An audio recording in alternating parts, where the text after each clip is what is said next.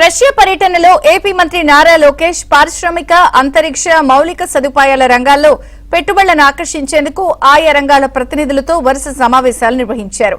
ఆంధ్రప్రదేశ్లో భారీ పెట్టుబడులు పెట్టాలని ఆహ్వానించారు. స్టీల్ పరిశ్రమలు, రైల్వే రోలింగ్ మిల్లులు, స్పేస్ సిటీలు, green hydrogen, electric river metro, quantum valley వంటి భవిష్యత్తు ప్రాజెక్టుల్లో భాగస్వామ్యం కావాలని కోరారు.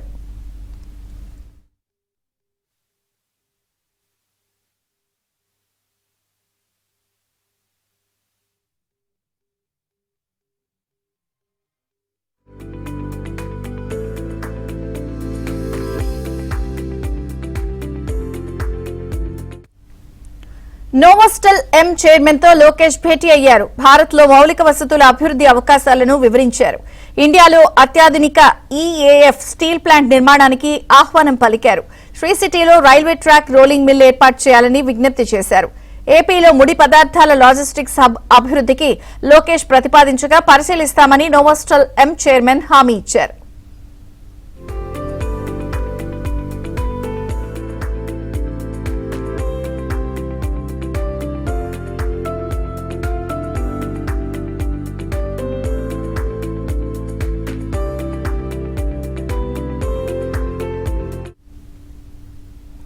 సెయింట్ పీటర్స్బర్గ్ ఇంటర్నేషనల్ ఎకనామిక్ ఫోరంలో నిర్వహించిన రష్యా ఇండియా బిజినెస్ ఫోరంలో లోకేష్ ప్రసంగించారు.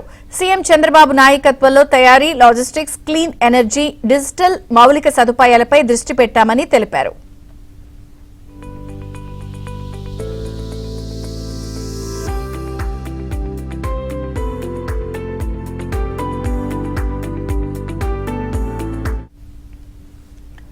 రష్యాకు చెందిన ప్రముఖ బహుళజాతి పెట్టుబడి సంస్థ సిస్టమా ప్రెసిడెంట్ తో కూడా లోకేష్ సమావేశమయ్యారు.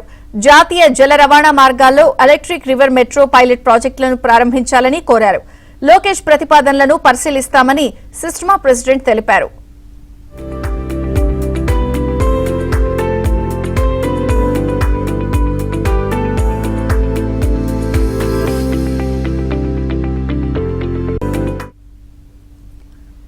మంత్రి లోకేష్ ప్రతినిధి బృందం పర్యటన విజయవంతంగా సాగిందని ఎంపీ లావు శ్రీకృష్ణదేవరాయలు తెలిపారు.